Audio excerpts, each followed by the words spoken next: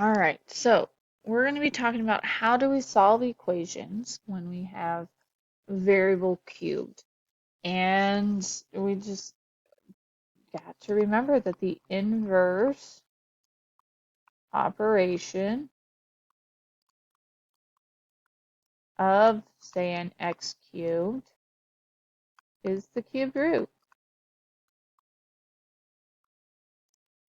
All right, and just remember that what I do to one side, I have to do the other side. So if we consider this x cubed equals 125, we're going to cube root both sides. Now, you may be, because we didn't talk about this in the last video, if it comes down to calculator buttons, uh, this one's a perfect cube. So this would be on our list and we could know. Cube root gets rid of the cube, so it's x equals. Positive means positive answer, and 5 times itself 3 times is 125. So I can get this one off that perfect cubes list. But if it's a perfect cube that we don't have on the list, or a number that's not a perfect cube, excuse me, a number on our not on our list but between those numbers, your calculator keystrokes are going to be the number 3, and then depending on the calculator, but for most of your calculators, it's going to be second, and then there should be a button that has like x to the y, or definitely you will see a like a little root with an x in it. That's what you're looking for above your button.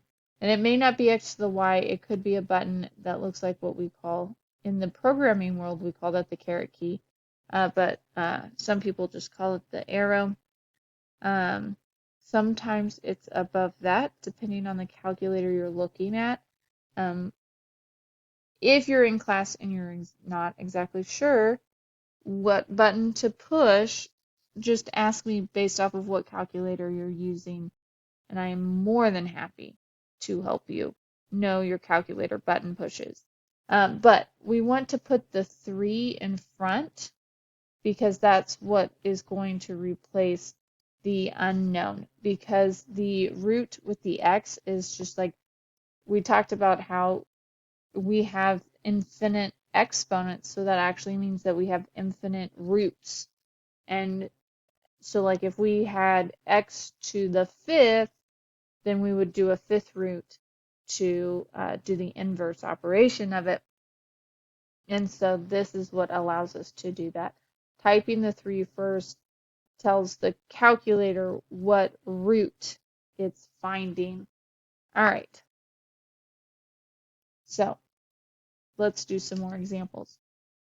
So here, x cubed, so we're going to do the cube root on both sides. And so cube root, or the root undoes the cube, so we're left with x.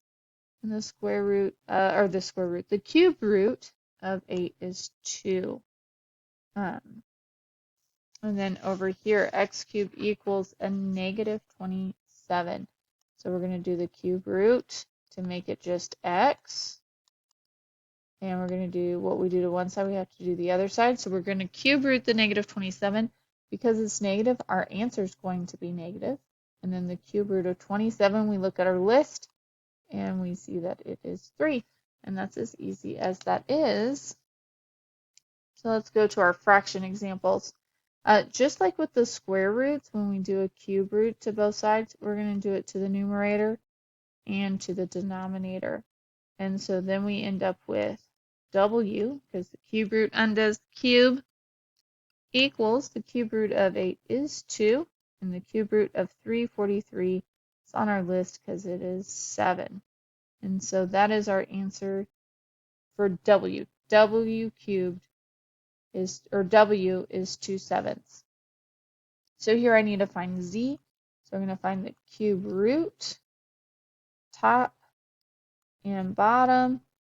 And because it's negative, I know that z is going to be negative. And the cube root of 27 is 3. And the cube root of 1000 is 10. And so then that will be our final answer there. So again, cube root undoes a cube. I would highly recommend using your perfect cubes. And if you need help knowing how to type cube roots into the calculator, ask away, because I am more than happy to show you. All right, so an aquarium in the shape of a cube has a volume of, we're talking volume here, 1,256 inches cubed. So we're working with a cube, and I'm going to give you a very rough drawing. It's not going to be perfect at all, but so here's a cube. And a cube, all side lengths are the same, right? And we find our volume by doing length times width times height. That's how we find our volume. And so in this case, since all the side lengths are the same, that is the same as just saying side cubed. Here I am trying to put a square there. Let's make that a 3 that we can actually read. And so the easier way to put this is that volume is our side lengths cubed. All right, so from here, we are going to find the exact length. This isn't a perfect cube, so we're going to plug it into our equation. I know that V, in this case, is 1,256, and that's equal to our side length cubed. And so to find our side length, we're going to do the cube root of both sides. And so our side length, remember exact length, when it comes to roots, they don't, if it's not a perfect square or a perfect cube, that it is an irrational number, that its decimal never ends and never repeats. So to be an exact answer, we will just leave it in the cube root form. And so our exact answer is the cube root of 1,256. Now, our approximation is that we're going to type that into a calculator. And I'm going to pull up the calculator.